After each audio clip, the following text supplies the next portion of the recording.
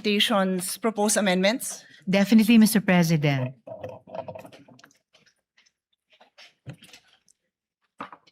Thank you, Mr. President, because earlier this morning, Her Honor put on record that no amendments were submitted. None may have been submitted, but our name is on the list to propound amendments. So thank you to the Majority Floor Leader who was gracious enough to allow us to still propose our amendments.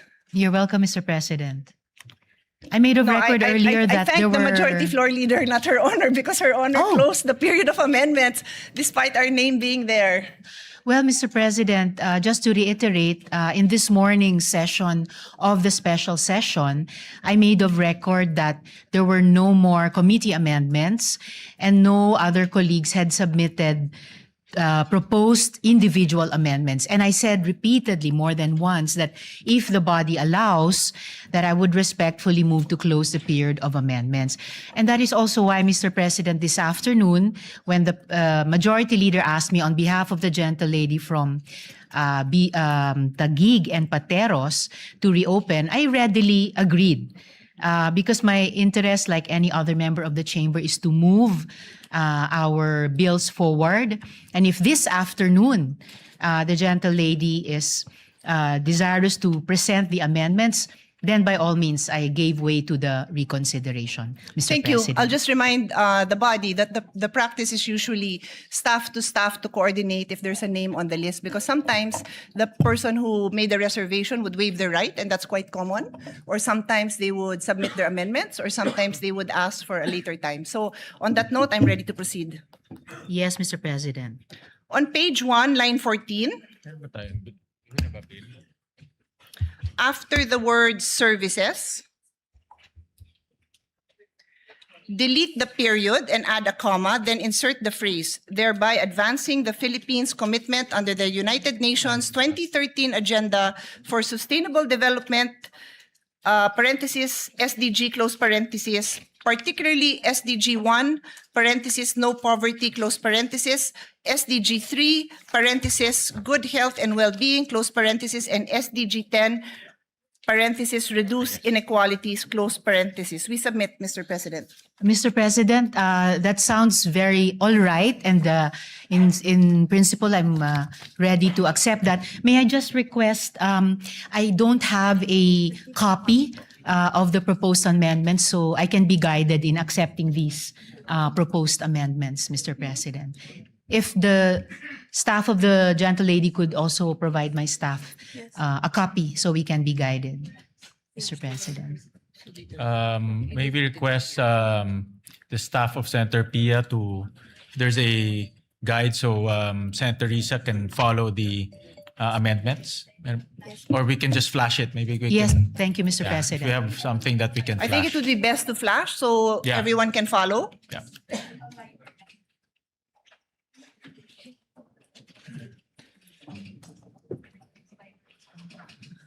Session suspended. Thank you, Mr.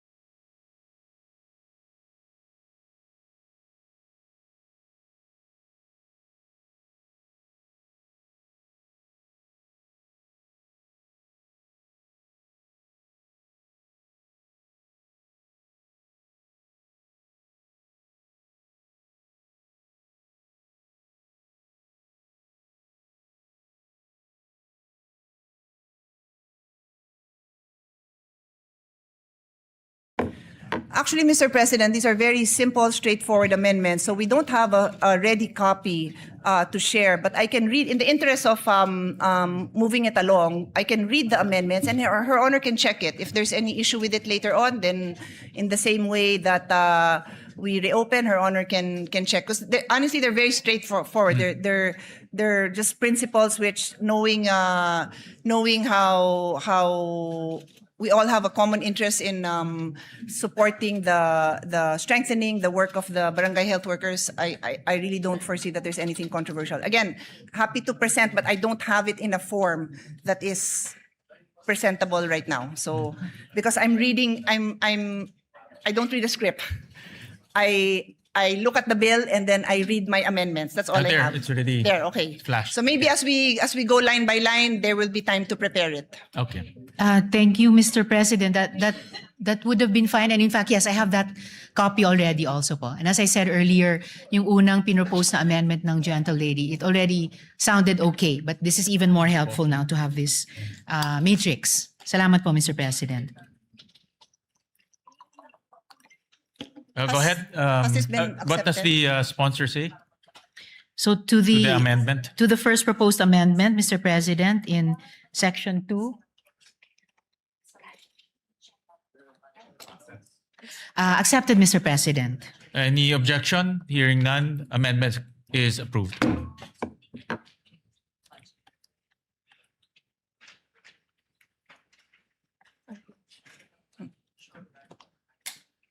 Next amendment, Mr. President, is on page 2, line 3.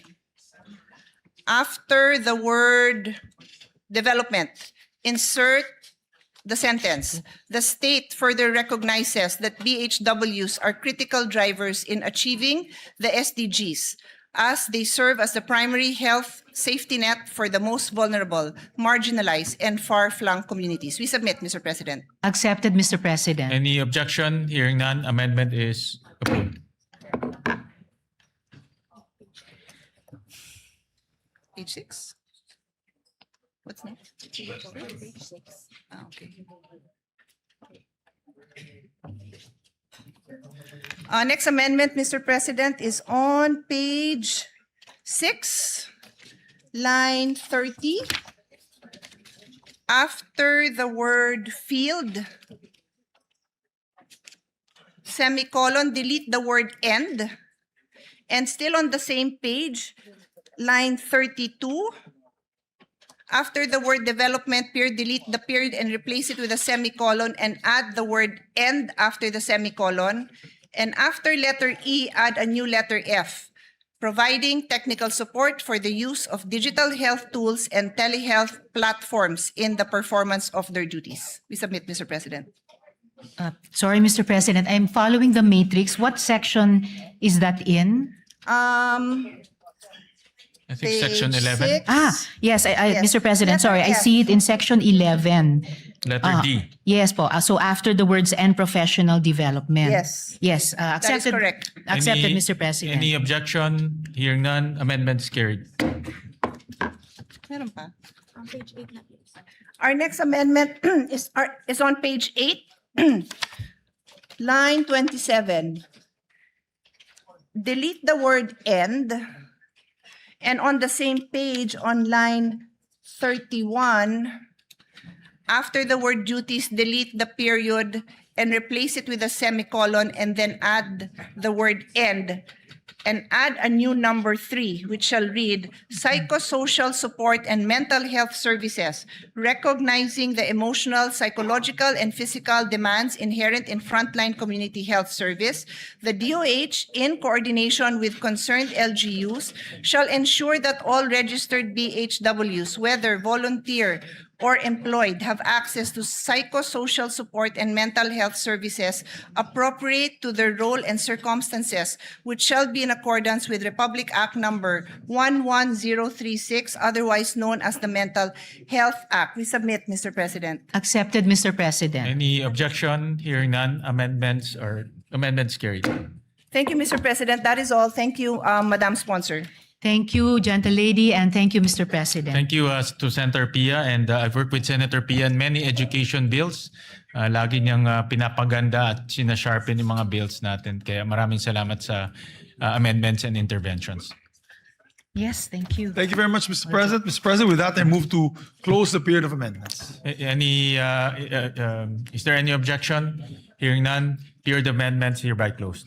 Thank you very much, Thank you, Mr. Mr. President. President. Thank you also to the our colleague, Senator Pia Cayetano, and the sponsor, Senator Risa Ontiveros. With that, I move to approve on second reading, subject to style, Mr. President, the measure. Is there any objection? Hearing none, the aforementioned bill is hereby approved on second reading, subject to style.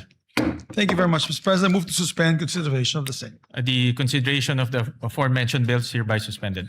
Mr. President, I move that we consider Senate Bill number 1511 under Committee Report number 15. Is there any objection? Hearing none, the motion is approved. Hospital detention. Thank you very much, Mr. President. Mr. President, I move that this is the hospital detention measure. We are, of course, against hospital detention of the patients. Anti-hospital, that's right. Thank you for clarifying, Senator Pia. It's the anti-hospital detention bill or act, Mr. President. And we'd like to recognize the sponsors, Senator Risa Ontiveros, and our distinguished colleague, Senator Pia Cayetano, to propound the amendments, Mr. President. We're in the period of amendments, just for the We information. recognize the gentlelady from Panay, Senator Risa Ontiveros, and to propound her amendments, the gentlelady from Taguig, Senator Pia Cayetano. Thank you, Mr. President.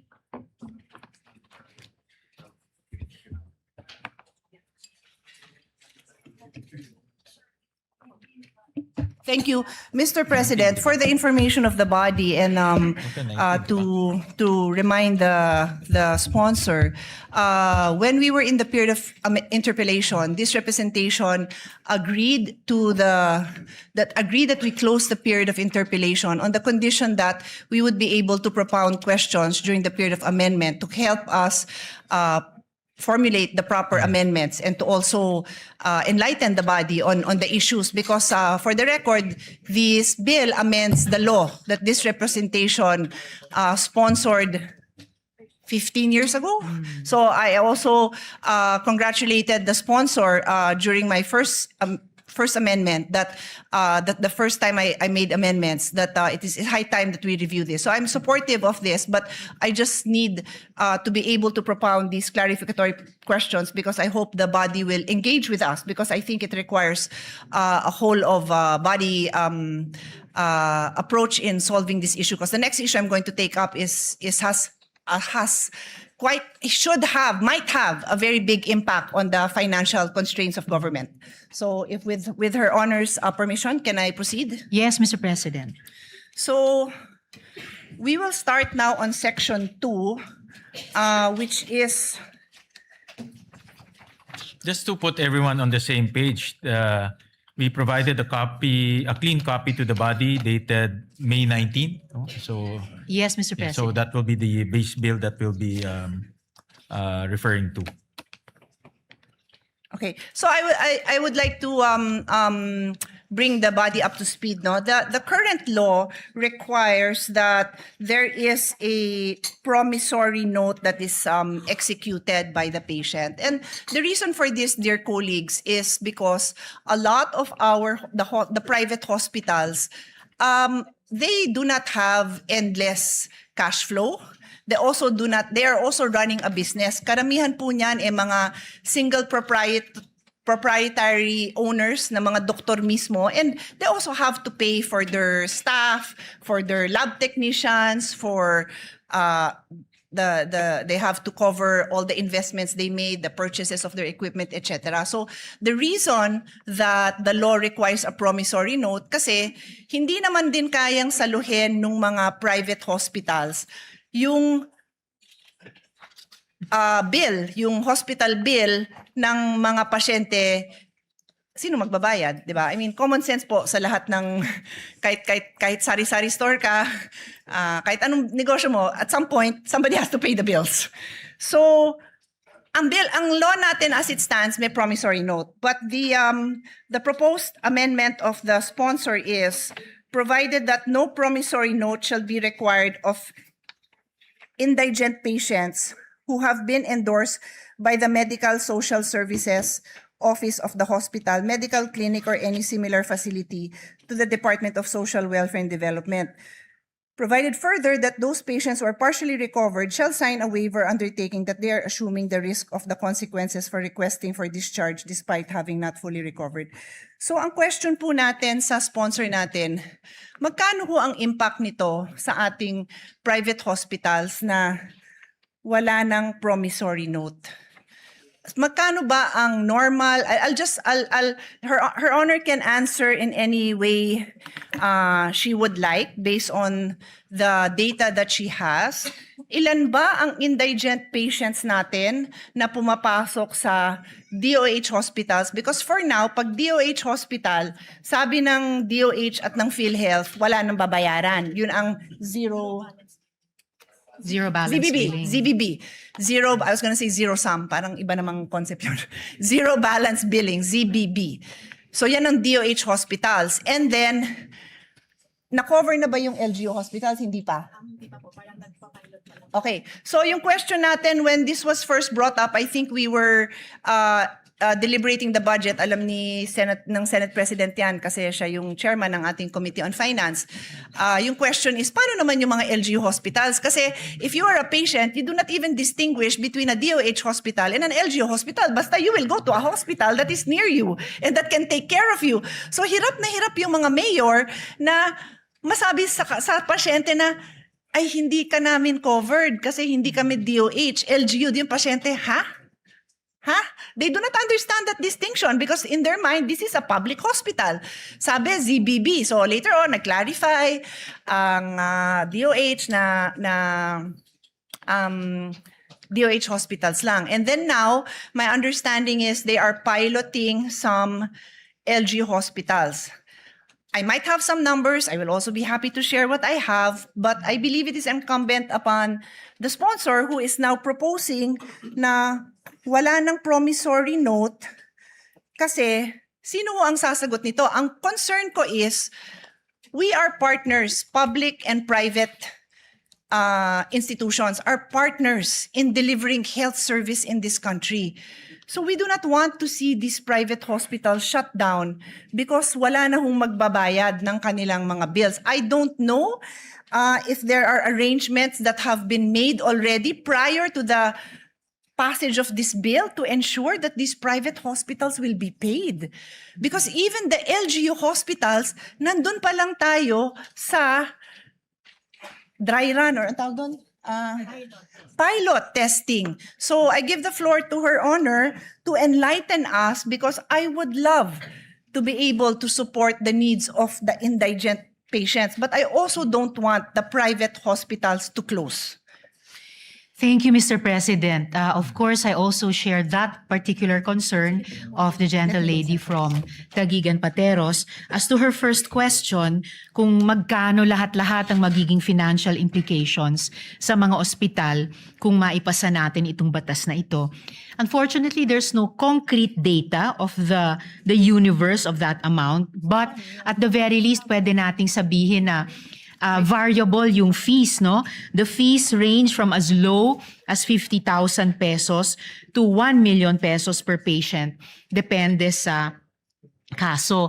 Then of course, we would need to multiply that to come up with the range, multiply that with yung pangalawang tanong ng gentle lady kung ilan lahat yung mga indigent patients ang hindi nakakasettle ng bills nila under the current system.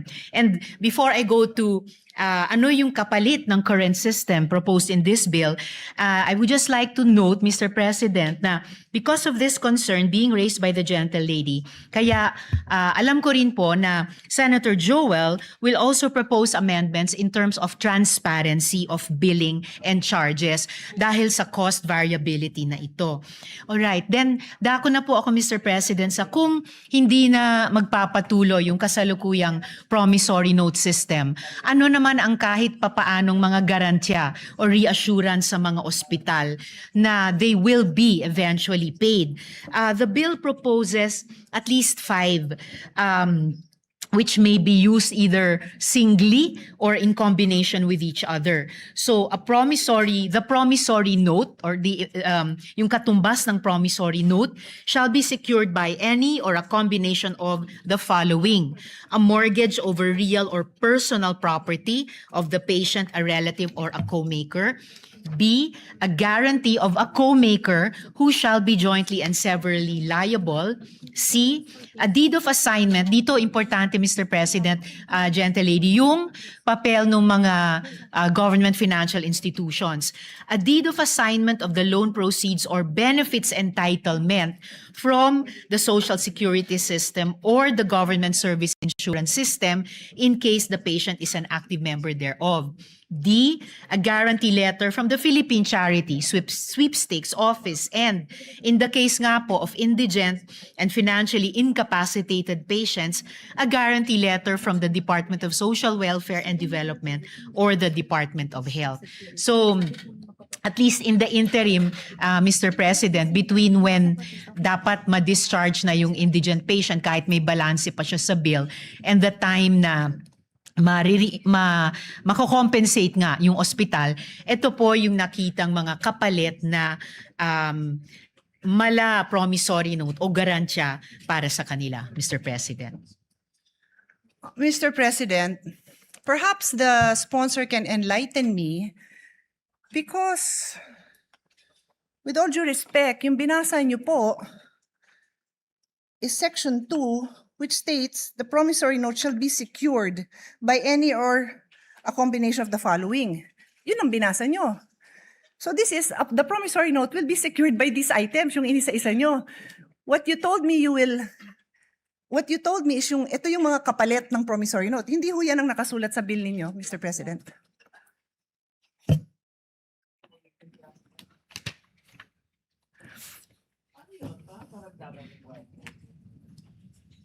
No, Mr. President, it will be a different system. Kung dati the indigent patient and his or her family were on their own to execute a promissory note kahit wala or kulang na kulang ang anumang collateral.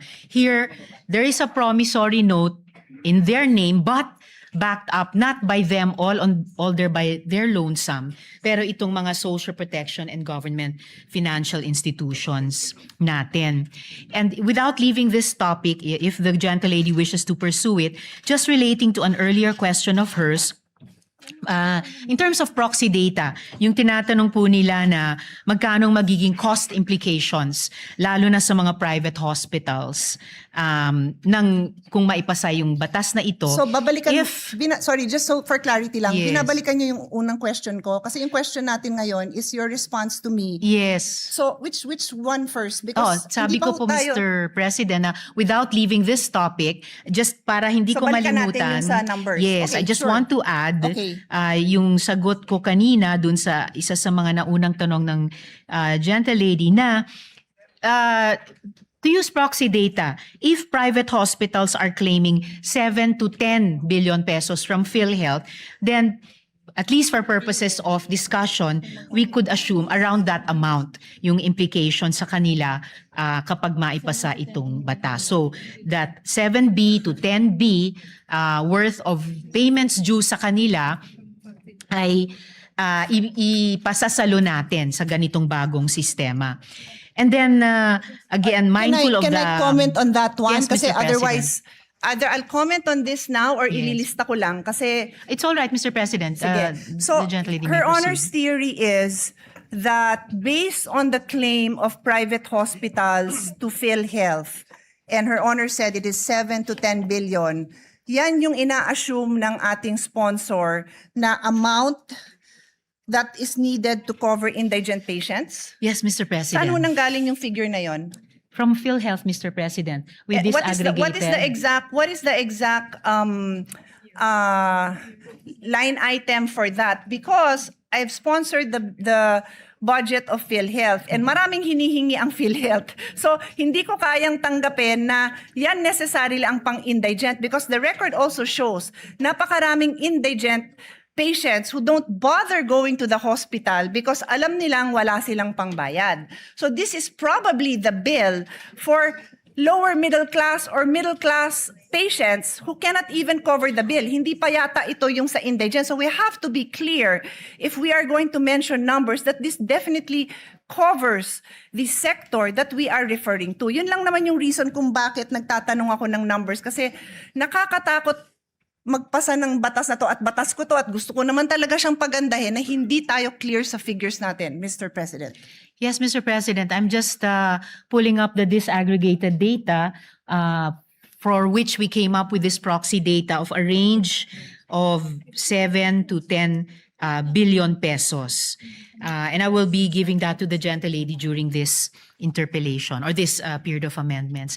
Additionally, Mr. President, before returning to the latest concern of the gentlelady, mindful of the apprehensions and reservations raised by the good senator from Taguig and Pateros regarding the possible cost implications to government, the sponsor wishes to place on record that the provision is anchored on the availability of medical assistance programs of various government agencies as provided under this bill na binanggit ko nga, Mr. President, as well as, of course, the continued implementation of the government's zero balance and no balance billing policies.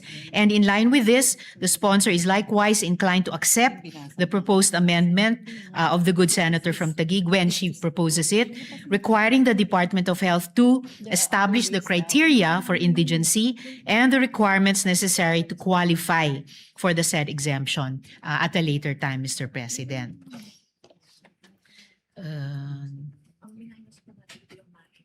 So the latest concern of the gentlelady was, So Her Honor made a statement that there are other ways the bill intends to support the indigent patient. And Her Honor mentioned letter A, B, C, D, E. Sabi nyo, 5 po yun. Ang sinasabi ko po sa inyo, kindly educate me because yung sinabi nyo, wala yan sa bill. Ang naka-enumerate dyan na 5 items are, it says the promissory note will be secured by any of the following. So may promissory note pa rin. So Her Honor is simply addressing dalawang sitwasyon natin. Sino ang kailangan magbigay ng promissory note at based dun sa dito sa amendment nyo, the indigents will no longer be required to execute a promissory note. Tapos dinagdag nyo, pero ito yung mga pwede nilang gawin. Wala nga ho yun. Yung sinabi nyo, wala sa bill nyo. Ang nasa bill, yung mga 5 items that are used to secure a promissory note. So that covers the people who need to pay a promissory note. So Her Honor has to clarify this because it's not, what she's saying is not in the bill. actually, Mr. President, it is in the bill. In fact, in answering this question, nag-take off po ako dun sa page 3, line 17, section 2, na kinwote ng gentlelady from Taguig and Pateros. And kaya tinalakay ko po yun na in lieu of the current promissory note system, it's still called the promissory note here, pero hindi na po yung solong mga collateral o ano pa mang meager resources na meron yung indigent patient or family ang magsisecure niyan. Ang magbaback up na po nun ay yung mga social protection agencies at saka government financial institutions natin tulad ng SSS, GSIS, PCSO, DSWD, DOH. So in effect, Can Her the Honor promissory specific- note, if I may just complete sure. this last sentence, the promissory note will no longer be issued by their lonesome nga po ng indigent patient and family, then bahala na sila sa buhay nila kung paano i-honor. In a way, it will be for the benefit of the hospital na mayroong, hindi yung mahirap na iyon, pero may government institutions na nagsisiguro sa kanila na you will be paid, Mr. President.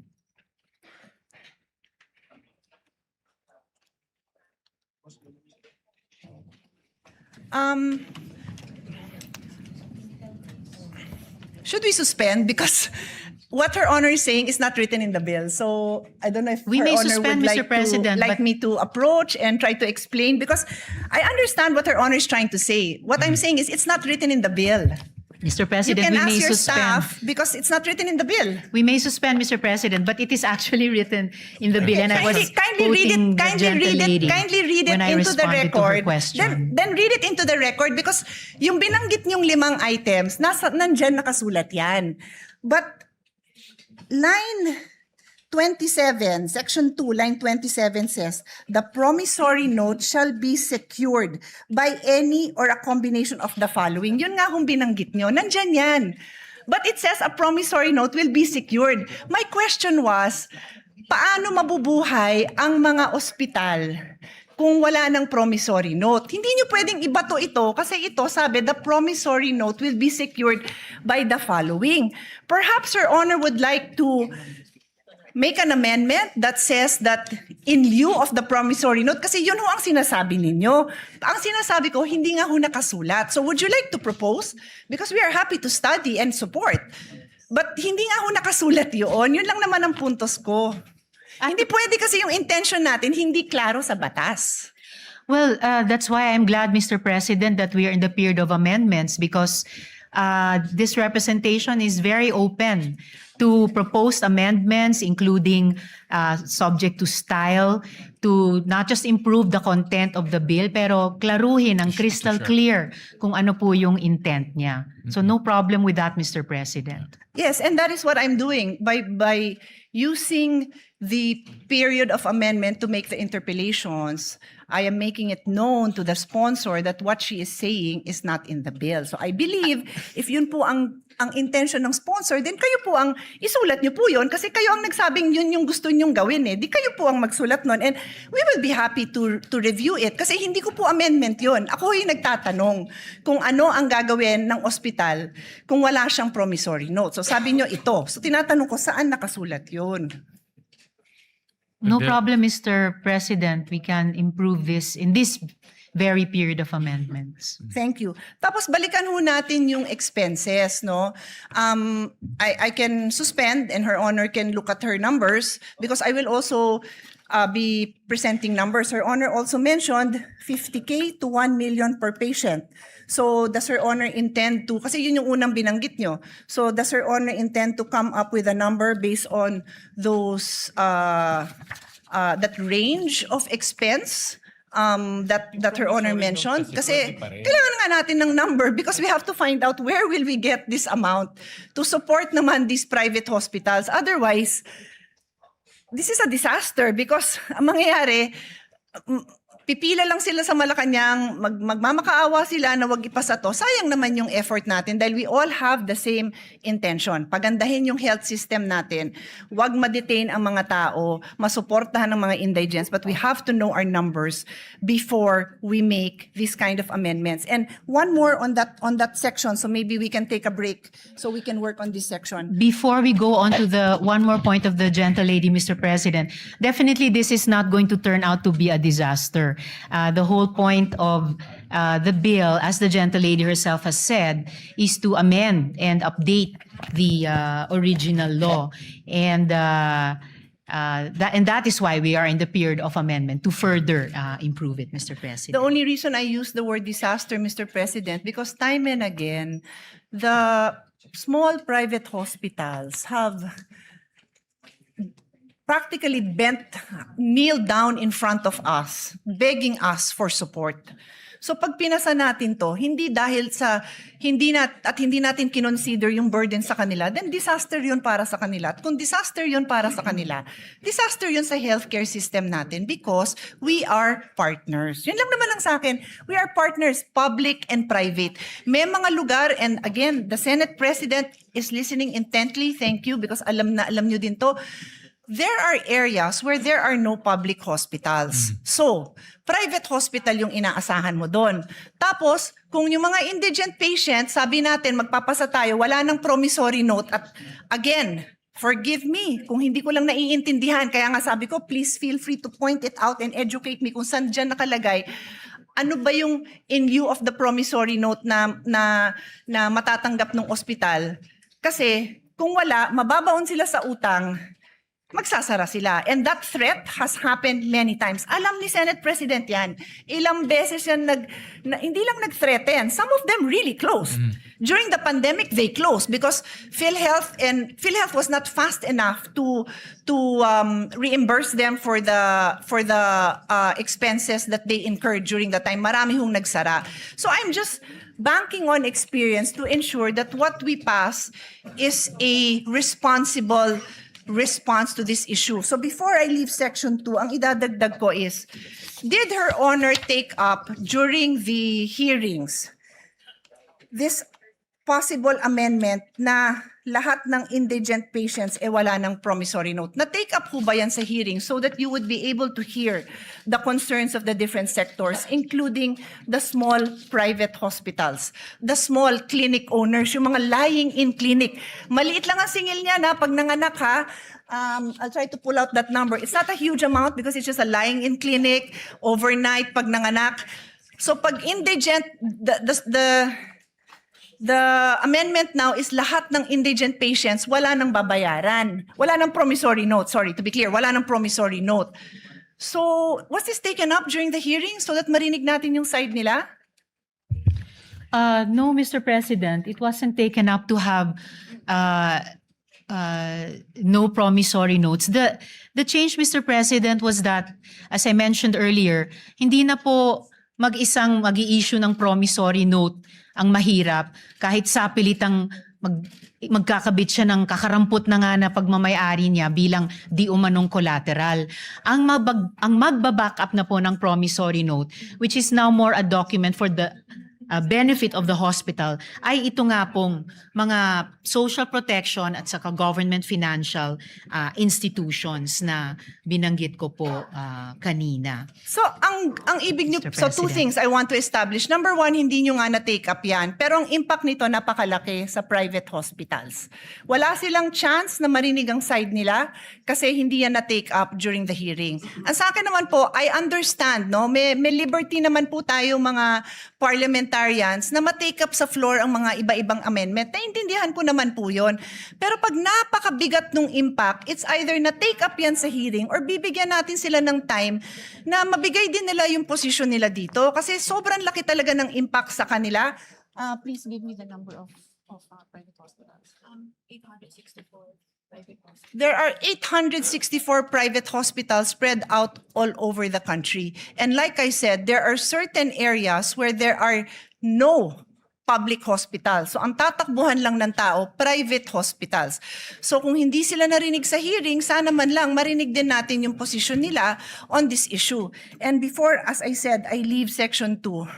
Your Honor If keeps the gentlelady would allow, Of before we course. move to another No, I'm not leaving yet. point. I have another point on section 2. If I may just respond to this latest point. I did not say po na hindi inimbita ang mga private hospitals. We did invite them to the hearing, and as far as we can remember, they had no opposition to changing the promissory note system, and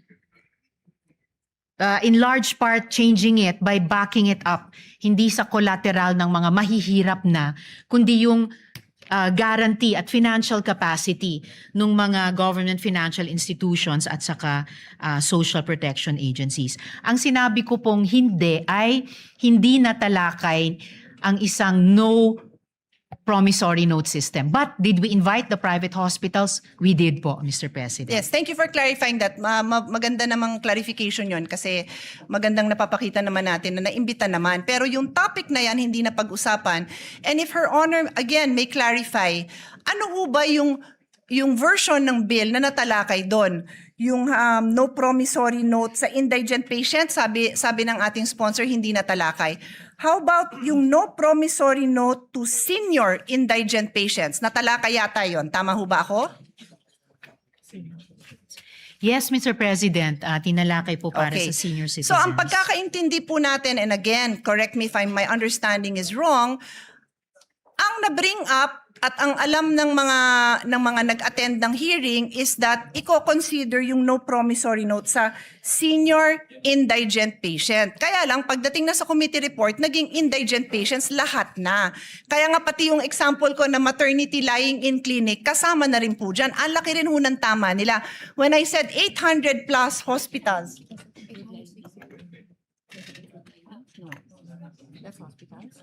yung sinabi kong 864 na establishments, mga hospital po yun. Hindi pa kasama dyan yung lying in. Baka mas marami pa. So that's why I'm just asking, do we know? And I'm not a stickler for kailangan na take up yan sa hearing. Pero ang sa akin, I am a stickler for narinig ba natin yung concerns nila at yung side nila. If merong mag-advocate for them here, that's okay. If the sponsor has information that can assure us that protected din naman yung interest nila, that hindi naman sila mababankrupt, open naman din po tayo doon. That's the only reason I bring it up, Mr. President. Now, Yes, Mr. President, I do appreciate that. And kaya nga po, the bill, gusto niyang i-bring in yung financial power at stability ng mga government financial institutions natin, including nga po the pension institutions and the social protection departments. Additionally, Mr. President, looking at page 4, lines 14 to 17, yun po yung letter E dito po sa section 2 natin, assumed po doon yung coverage for the indigent and the financially incapacitated. Kasi nga po nakalagay dito, in lieu of a promissory note, a guarantee or a reference letter from DOH or DSWD ang mag-assume. So, as the gentlelady and I were starting to discuss earlier, we can, in this period of amendments, clarify the wordings to assume that promissory equals guarantee. So, a promissory note is a guarantee note of these agencies and institutions of government.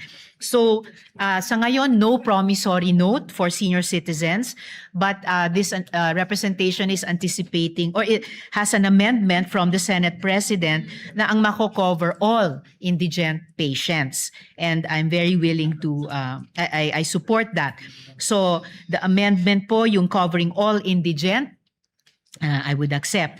And that is also why, Mr. President, we are accepting, again, to reiterate, we are accepting the proposed amendment of the gentlelady for DOH to put eligibility criteria in recognition of her concern. And in fact, I already accepted that, Mr. President, last month, for the record. and for the record, I have no issue covering indigent patients. I am just asking for the financial data so that we are assured that when we go into the budget debates, we will have the full support of all our colleagues to support this amount because mababankrupt nga ang mga private hospitals. And again, I am very willing to hear the numbers to ensure that hindi sila mababankrupt kasi yun lang naman yung objective natin, Mr. President, to ensure that we have a healthy health ecosystem na buhay ang ating private health institutions at nandyan yung mga support na kailangan nila. Kasi bago nga itong factor na dinadagdag natin. It's new.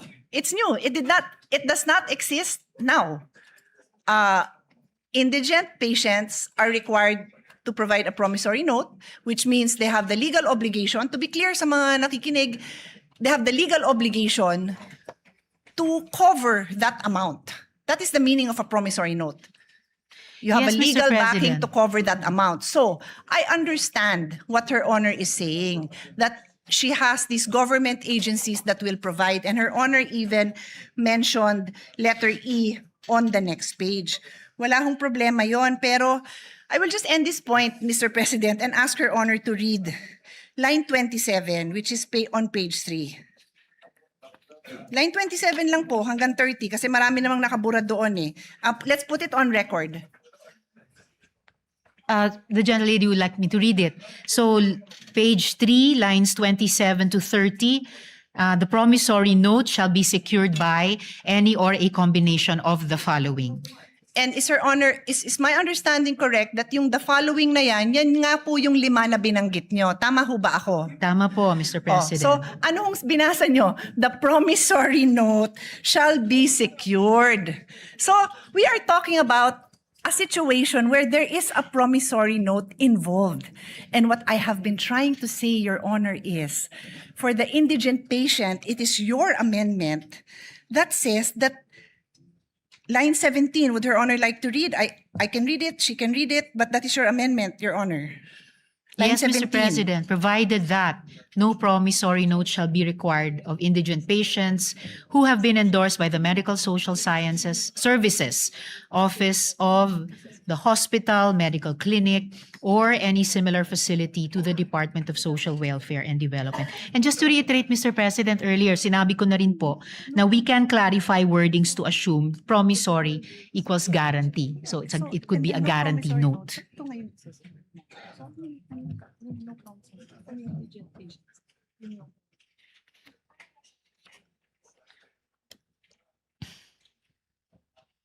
Saka wala rin naman pong changes sa Yes. Mr. President, assuming no sa budget allocation dahil nasa loob naman ng DOH at DSWD budgets yung MAIFIP at AIX respectively nila. Yun po yung intent din sa bill na to. Mr. President, Your Honor just read line 17, no promissory note shall be required of indigent patients.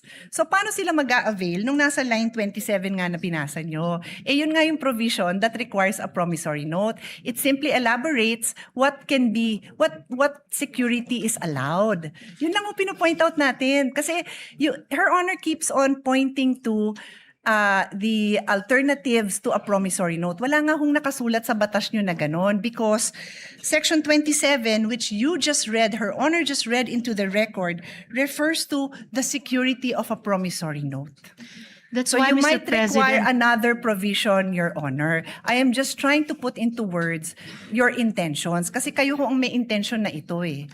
although Mr. President, as I already mentioned earlier, yung in terms of yung wording, yung language ng bill, pwede na nga pong palitan yung promissory note with guarantee note just to indicate nga na hindi na po ito yung kasalukuyan, hindi nga dating kasalukuyang sistema na sapilitang pinapapirma yung mahirap na pasyente o pamilya niya ng promissory note. Kahit halos wala siyang maidikit na collateral dyan. So if it makes it clearer, change promissory note to guarantee note. And of course, kung saan sa bill nag-a-appear yung salitang promissory, papalitan din ng salitang guarantee note. Ang importanteng pagbabago, Mr. President, ay pinapasok na po natin yung financial backing nitong mga pension systems at nitong mga government agencies, nitong mga government financial institutions, na ito yung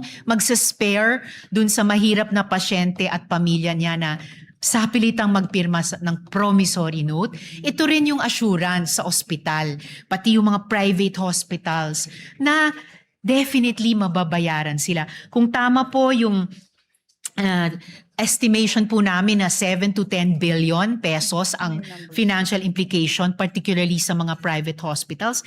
Certainly, pag sinuma natin yung financial might nitong nakalista sa 5 letters dito, kakayanin po nilang garantiyahan yan. And yan ang assurance na mababayaran ang mga ospital sa mga serbisyong ibinibigay nila sa mga indigents, Mr. President. With the kind permission of Senator Pia, the way I understand it, dalawa po yung categories, may indigent and non-indigent.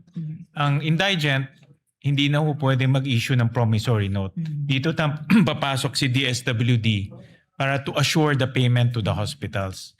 For non-indigent, pwede pa rin mag-issue ng promissory note backed by the 5 different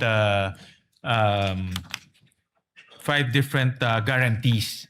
So, in Maaari other po, words, Mr. That President. is I think correct. that's the way That it's is structured. correct. But that is correct. Yeah. So I think ang suggestion ko ho is to make it very clear that for indigent, it's the government that will assure the payment to the hospital so that yung Yes. operations nila, I see the point of Senator Pia, Magpapatuloy. hindi ma-hamper yung operations nila. I think that should be stated clear in the bill. Para kung ako man si hospital, walang promissory note, si government na will step in and pay for my arrears. Yes, Mr. President, and will do to make it clearer. Pero salamat din sa pagbanggit kahit yung mga non-indigent, halimbawa yung mga middle class. Minsan kahit middle class po ay maaring kapusin. So this could be like a range of financial buffer para sa mga pasyente. Yung mga indigent talaga, at least masasandigan nila itong mga institusyon, and yung non-indigent, if necessary at kung magkakwalipika sa mga criteria, maaring mag-avail of din kahit partially. Pero syempre, alam naman po natin ang pinakamadalas na de-detain dahil may bill or may balanse pa sa bill ay yung mga mahihirap. So sila po yung aasahan sana natin dito sa 5 nakalista. Yeah, well, I suggest for the indigent, good sponsor, malista natin yung DSWD, DOH, PhilHealth, even PCSO, yung mga government institutions who provide assistance so that kung ako yung hospital, alam ko, assured din ako na mababayaran din ako. Yun ang, I think Senator Pia is correct in saying, pag maliit ka, wala ka ng, you rely on your cash flow eh. Pag mawawala yung cash flow na yun, mahirapan sila to continue with their operation. And we'll provide some suggestions to that effect. Salamat, Mr. President. So ngayon pa lang, I could see 2 possible conditions na isasama natin or criteria. Kapag indigent patients, no promissory note. And for other patients, maaring may promissory note pero backed up pa rin by the 5 securities bilang guarantee sa ospital. And I thank the good Senate President for those for that additional guidance. Mr. President, we could suspend for the moment so that we can fix the provision with the staffs, both of the good gentlewoman and the Senate President. Yeah. So with that, Yes, yeah. but what thank you for that. Thank you for the clarification, Mr. Senate President, because that's exactly what I was trying to say. All right. I was just pointing that out, that it is not clear where that money will come from. And what we have not established is what is that amount. Because I am prepared later on when we resume to show that the amount I have is much more than, I think Her Honor said 7 to 10 billion, if I'm not 5 mistaken. to 7 billion pesos. 5 to 7. The Mr. numbers I President. have are much bigger. I just want to study it a little bit more because it's not my goal to prolong this. I also want to Tama, pass 7 this. to 10, Pero sorry. I want to be responsible about this. Otherwise, I will have to make a reservation in the passage of this measure because when the budget time comes, or even before that comes, mark my word, pipila ang ating mga private hospitals to object to the passing of this. And we don't want that. No, we want them to know that it's a Senate that listens to the people and passes responsible bills. Thank you, Mr. President, for your clarification. Session Just correct my last note, Mr. President. 7 nga po, 7 to 10 billion Yeah. pesos. My numbers are Thank you, much Mr. higher, Mr. President. President.